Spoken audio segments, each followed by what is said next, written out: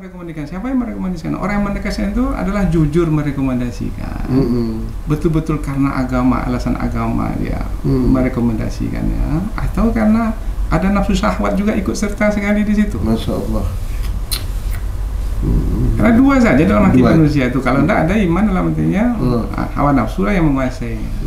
Sisi ulama adalah jangan sampai umat ini tertipu. Ya. Situ dan posisi. dunianya penuh dengan permainan dan tipu daya ya. Kalau tidak tak dunia.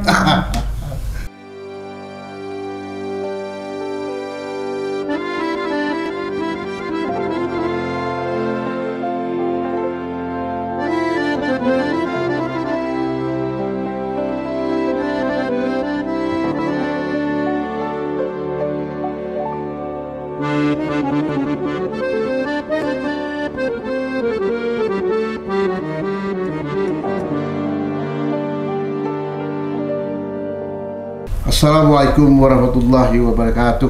Waalaikumsalam. Alhamdulillah, alhamdulillahirabbil alamin, wassalatu wassalamu ala asyrafil anbiya wal mursalin wa ala alihi washabbihi ajmain. Cincin tuan-tuan dan puan-puan sekalian, ketemu lagi kita dengan Tuk Wan Channel. Luar biasa pada pagi yang cerah ini. Cincin tuan-tuan dan puan-puan, pagi ini saya memang sengaja ini mengundang seorang ulama kita di Provinsi Riau ini, ya, ulama yang cukup karismatik dan memiliki kompetensi bidang ilmu beliau, bidang agama yang sangat, yang saya nilai tawaduk lah ya. Jadi tidak neko-neko itu. Beliau konsisten dalam prinsip menjalankan akidah agama ini. Siapa lagi kau tak kenal dengan Bapak Dr. Mustafa Umar. Saya akan mengundang beliau dan kita berbincang bagaimana sebetulnya dalam perkembangan pemilu kada di Provinsi Riau ini ada hal yang baru nampaknya. Masing-masing paslon dengan segala cara, taktik, dan strategi untuk mendapat dukungan suara sebanyak-banyaknya dari masyarakat pendukung. Dengan mempergunakan antara lain ada juga penampilan ulama. Ulama yang jadikan suatu lambang untuk menarik dukungan dari masyarakat. Nah, ini ke suatu hal yang perlu kita kaji secara mendalam. Apakah ini memberikan manfaat yang sebesar-besarnya bagi umat kita untuk menciptakan persatuan dan kesatuan umat kita di Riau ini? Apakah ini akan menimbulkan suatu pertentangan, perbedaan, perbincangan di mana-mana, ada yang pro, ada yang kontra? Ini kan suatu hal. Sedangkan ulama berperannya bagaimana menyatukan umat ini dan suatu prinsip menjalankan dakwah, mengajak masyarakat untuk amal ma'ruf nahi mungkar. Baik, saya tidak panjang bercerita dan saya undang Pak Mustafa Umar. Assalamualaikum Pak Mustafa. Waalaikumsalam. Masya Allah. Gimana Pak, sehat ya? Sehat. Sehat. Sekarang aktivitas Bapak terus sibuk dengan pendidikan Pak ya? Alhamdulillah. Fokus pada pendidikan Pondok pesantren. pondok pesantren tahfiz Pak. Berapa ribu sekarang Pak yang Baru 300 orang. 300 orang ya? Yang sudah tamat? Ya. Belum ada lagi. Yang baru kita ini baru 5 tahun. Oh, 5 tahun Pak ya? Baru 5 tahun. Ini di apa masih Pak? Di Makori masih? Makori masih ya? Masih. InsyaAllah dalam waktu dekat nih akan ada 11 anak kita yang akan kita beri sanad. Oh, sanad ya? 30 juz dari syekh kita dari Mesir. Oh, Masya Allah. Sudah berapa kali Bu, Bapak? Apanya? Angkatan sudah 3 angkatan. Ada 3 angkatan ya? Tapi yang selesai 30 juz mutkin untuk pemberian sanad ini adalah yang perdana. Yang pertama ini di sejarah. Berapa tahun? Baru 2 tahun ya efektif ya jalannya? 1 tahun belum sampai. Belum sampai ya? Belum sampai. Masya Allah. Baru 1 tahun ya? Begitu pesat anak-anak kita. Anak-anak kita semangat luar biasa. Luar biasa ya? Mudah-mudahan ini bisa kita lanjutkan Pak. InsyaAllah. Baik Pak Mustafa, kira-kira bagaimana nih bincang kita pagi ini? Ya nak, Riau heboh dengan adanya pro dan kontra, kurang netralitas ulama. Sebetulnya netralitas ulama itu bagaimana dalam pemilu kada ini Pak?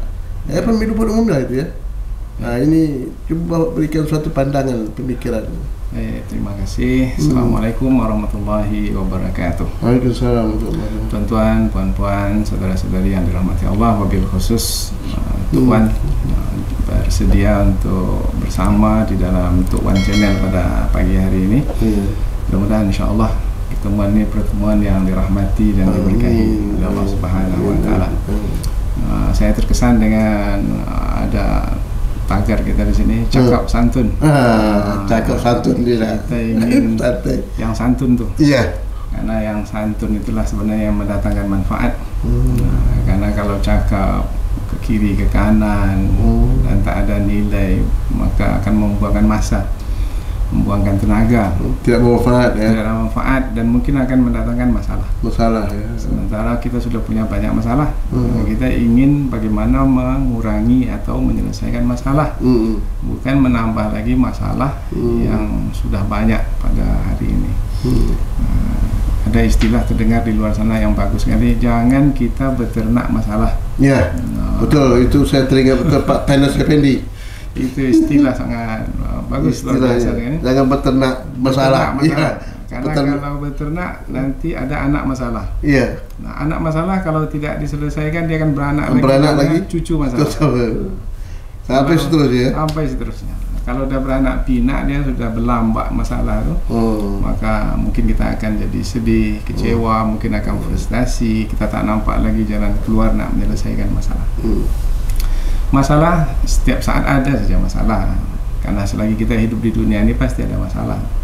Nah, lebih khas masalah ini menjelang pemilu kada. Iya, betul. Itu masalah berkaitan dengan politik. Berkaitan dengan politik ini kan berkaitan dengan kepemimpinan. Untuk memimpin Riau ini ke depan 5 tahun yang akan datang lah kita sebut sekarang ini, maka dipilihlah mana yang terbaik dari putra Riau ini. Nah, kalau seperti sekarang ini dapatlah kita ada 3 pasangan calon, 3 pasangan calon. Ketiga-tiganya anak-anak negeri yang terbaik, yang bagus tentunya, karena diusung oleh wakil-wakil yang memang mereka telah memilih yang terbaik. Tetapi kita kan ingin memilih yang terbaik dari yang baik ini. Nah, siapa yang terbaik ini? Tentu diserahkanlah kepada rakyat, yaitu yang memiliki hak pilih. Nah, tentu kita ketika mendapatkan nanti yang terbaik itu ingin mendapatkan maslahat bagi semua. Nah, maslahat bagi semua nih kalau berkaitan dengan kepemimpinan, yaitu setiap yang memiliki hak akan mendapatkan haknya. Itu yang paling berharga yang kita harapkan. Ya, maka kita sebut sebagai amanah. Amanah itu adalah hak orang lain pada diri kita. Jadi kalau ia seorang pemimpin di Riau, pemimpin nomor 1 umpamanya, berapa banyaknya rakyat Riau itu? 7 juta umpamanya, bermakna ada hak 7 juta orang pada diri dia.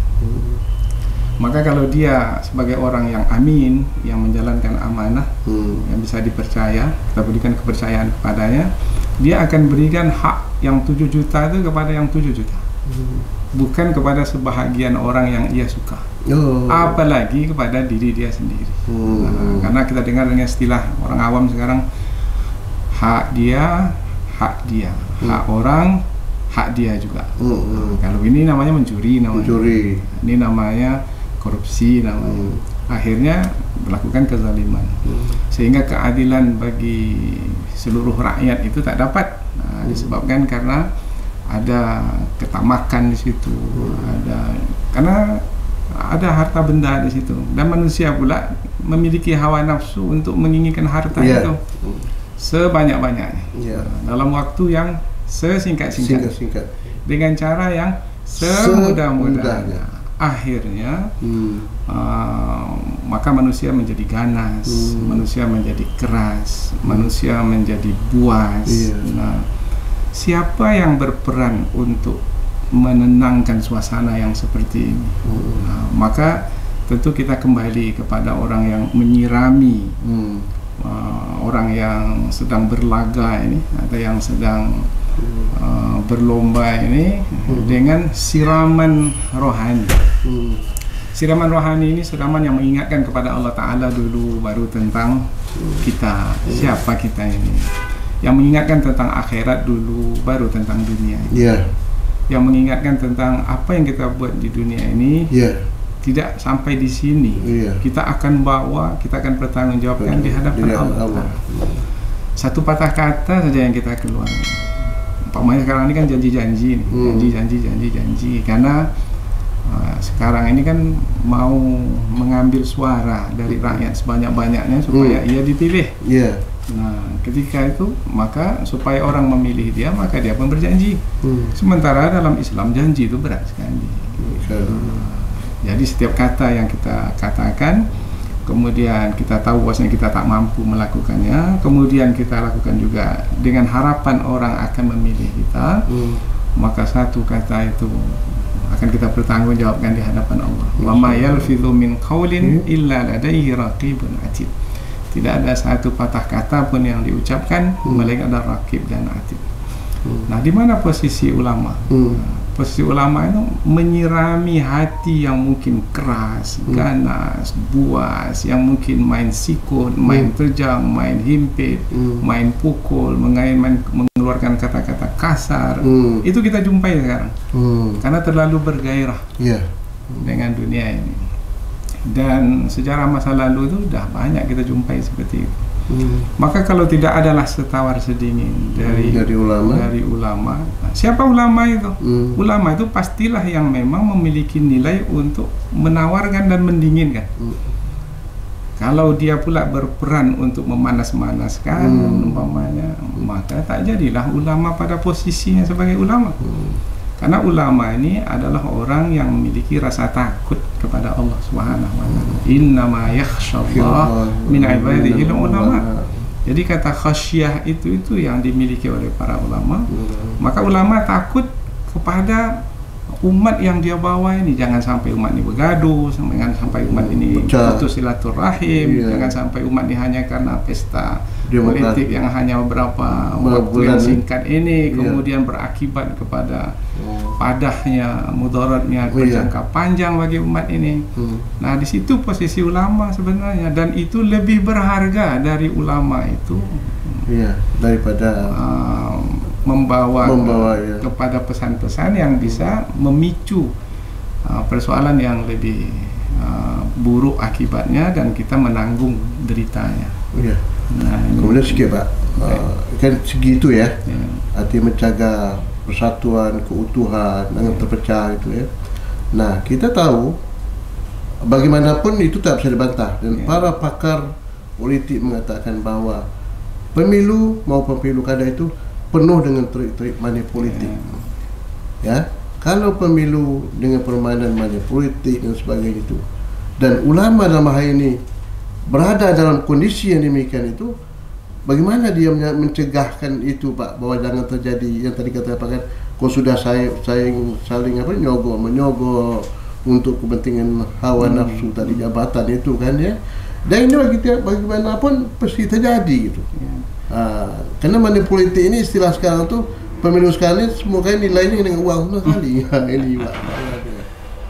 Jadi ulama ini di tradisi Melayu sangat tinggi sekali, sehingga orang selalu mengingatkan jangan lawan cakap ulama karena bisa membuat kita tersesat, celaka.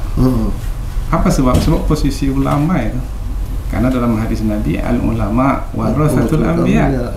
Ulama itu pewaris para nabi. Tak ada lagi berkepentingan duniawi. Nah, artinya memang murni posisi ulama itu adalah bagaimana menghantarkan umat ini ke surga. Jadi kalau kita lihat di Gurinam 12 lah umpamanya, ulama itu yang memiliki ma'rifat bahwasanya nampak akhirat itu akhirat, nampak dunia itu dunia, sehingga tidak tertipu terpedaya oleh dunia. Jadi garis dua ini nampak jelas dalam diri seorang ulama. Ulama mengerti bagaimana ke akhirat hidup nanti, bagaimana kondisi kehidupan di dunia. Bukan berarti kita meninggalkan politik, bukan. Ini adalah hak kita sebagai warga negara. Silakan kita memilih. Tetapi ketika kita memilih itu, kita memilih dengan nilai keakhiratan, nilai keilahian. Karena ini adalah tanggung jawab kita di hadapan Allah Ta'ala. Ini akan kita pertanggungjawabkan nanti di hari akhirat, di hari pembalasan. Maka barang siapa mengenal yang 4, iaitulah orang yang ma'rifat. Wah, ini pasal 1 Gurindam 12. Barang siapa yang mengenal Allah, suruh dan tegahnya tiada ia menyalah. Bermakna posisi ulama yang sahibul ma'rifah, yang dia itu adalah orang yang mengetahui dengan pengetahuan yang bersih, suci, sejati, maka dia akan memastikan setiap orang itu akan mengikuti perintah Allah, tidak menyalah dari perintah Allah. Ini posisi ulama tinggi sekali, kedudukan sangat tinggi sekali. Maka jangan sampai jatuh kedudukan ini. Nah, kalau kedudukan ulama yang sudah tinggi di negeri Melayu ini jatuh disebabkan karena segelintir ulama yang mengikuti gairah syahwat duniawi, maka akan rubuhlah nilai yang sangat berharga di negeri ini semenjak dahulu. Maka sebenarnya pasangan calon itu ketika mengambil seorang ulama umpama mesti berfikir beribu kali untuk menjaga kedudukan para ulama di negeri ini. Mungkin ulama itu tak ada masalah satu orang itu, tetapi kedudukan ulama sebagai ulama itu yang mesti kita jaga. Semua kita menjaganya. Orang politik menjaga, ulama itu sendiri menjaga, umat itu menjaga. Karena itulah institusi yang akan menyelamatkan kita. Nabi sudah meninggal, tak ada lagi nabi. Siapa yang melanjutkan misi para nabi? Para ulama. Al-ulama warasatul anbiya. Barang siapa yang mengenal diri, tahulah ia akan Tuhan yang bahari. Jadi ma'rifah itu adalah memperkenalkan kepada setiap paslon itu kamu siapa. Kemudian kepada orang yang akan memilih paslon, kamu siapa. Tim sukses itu kita akan beritahu kamu siapa. Semua mesti jujur, semua mesti terbuka. Jangan mengada-ngada. Jangan pencitraan, karena pencitraan itu pembohongan. Pembohongan itu penipuan. Dia akan berakibat kepada pemerintahan nantinya. Maka banyak nilai akan runtuh, akan roboh. Kalau akhlak sudah tak ada lagi, tak ada gunanya agama, tak ada gunanya lagi bangsa ini.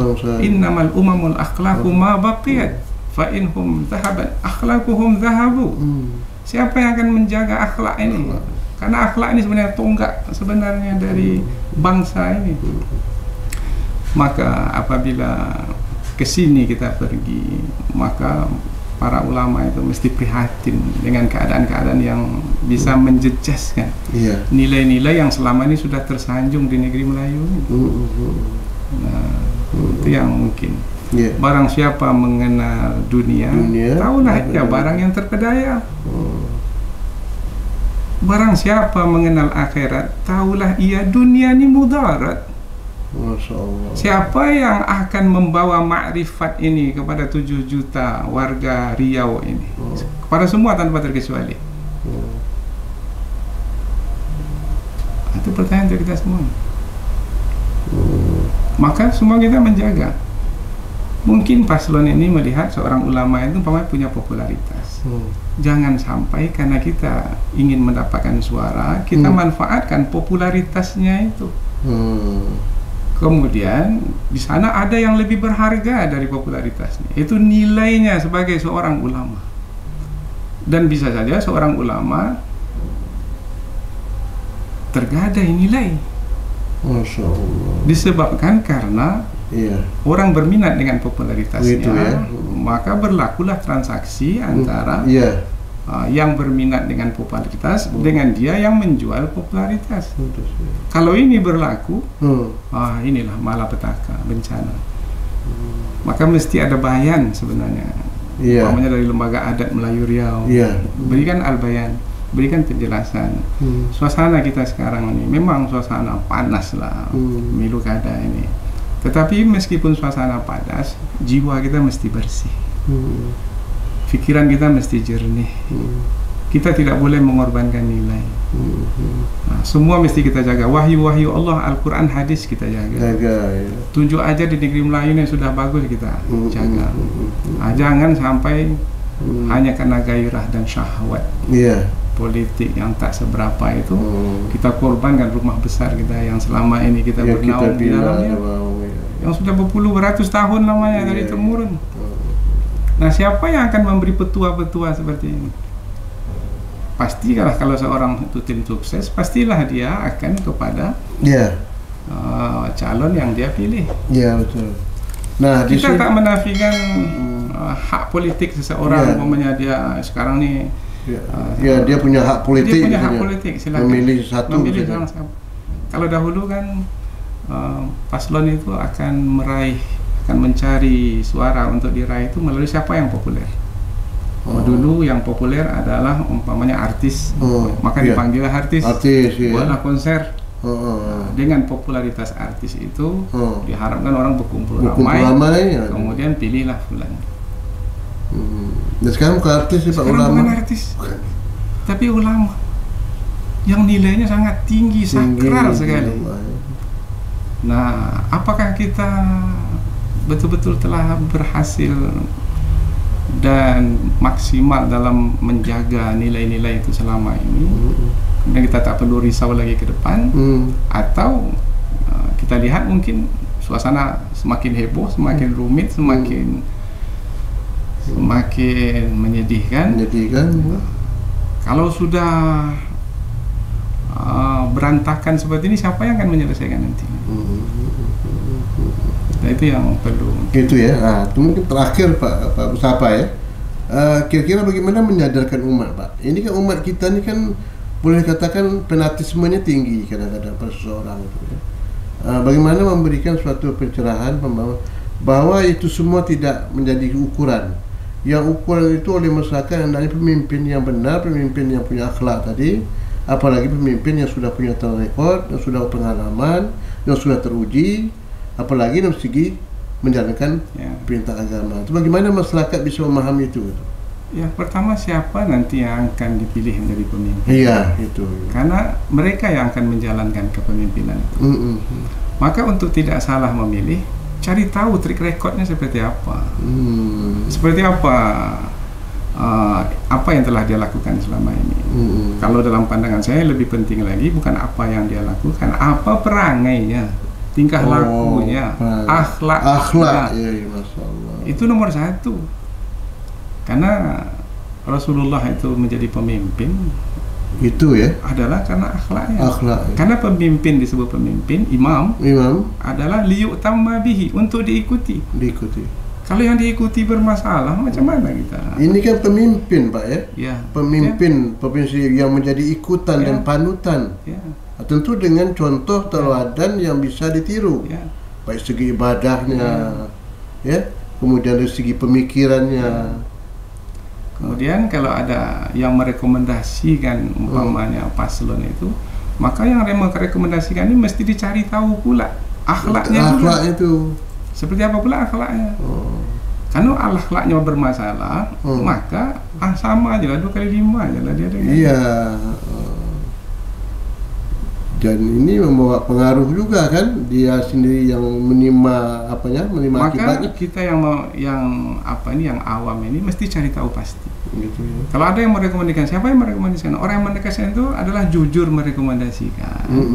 Betul-betul karena alasan agama dia merekomendasikannya, atau karena ada nafsu syahwat juga ikut serta sekali di situ. Masya Allah. Karena dua saja dalam hati manusia itu. Kalau tidak ada iman, dalam hatinya hawa nafsu lah yang menguasai. Maka dalam dirinya itu apa yang menguasai dirinya? Iman yang menguasainya atau hawa nafsu yang menguasai dirinya?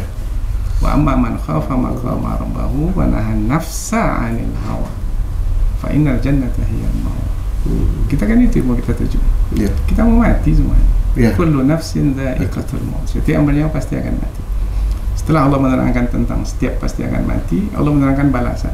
Innama tuwaffawna ujurakum yaumal qiyamah. Faman zuhziha 'anil nar wa udkhilal jannah faqad faz. Sesungguhnya disempurnakan amal balasanmu itu nanti di hari akhirat. Siapa yang dijauhkan dari neraka dan dimasukkan ke surga, dialah orang yang beruntung. Ujung ayat itu mesti jadi peringatan. Wa mal hayatud dunya illa mata'ul ghurur. Tidaklah kesenangan hidup dunia ini melainkan kesenangan hidup yang ini. Posisi ulama adalah jangan sampai umat ini tertipu. Situ dan dunianya penuh dengan permainan dan tipu daya ya. Kalau enggak tak dunia. Baik Pak Mustafa Umar, luar biasa nih ya pada pagi hari ini. Itu tuan-tuan perempuan, pikirkanlah bagaimana kita memilih pemimpin di Provinsi Riau ini. Hati-hati ya, jangan kita terpengaruh, tapi kita lihatlah calon yang 3 itu. Tadi beliau sudah mengatakan dari segi akhlaknya, moralnya, rekodnya, kemampuannya, ya, terutama kualitasnya. Betul tadi itu. Jadi seorang itu mendukung, dia mengkaji itu sebenarnya. Jadi kalaupun ulama mendukung, ulama pun harus melihat di segi kepribadiannya, keakhlakannya dan ibadahnya itu, dan terutama selama ini apa yang telah diperbuatnya. Baik tuan-tuan perempuan sekalian, saya perbincangan kita pada pagi hari cukup ya untuk dapat dipahami bersama kita. Mudah-mudahan Allah memberikan jalan yang terbaik untuk kemajuan Riau ke depan. Dan untuk itu sekali lagi jangan lupa like, share dan subscribe. Assalamualaikum warahmatullahi wabarakatuh. Waalaikumsalam warahmatullahi wabarakatuh.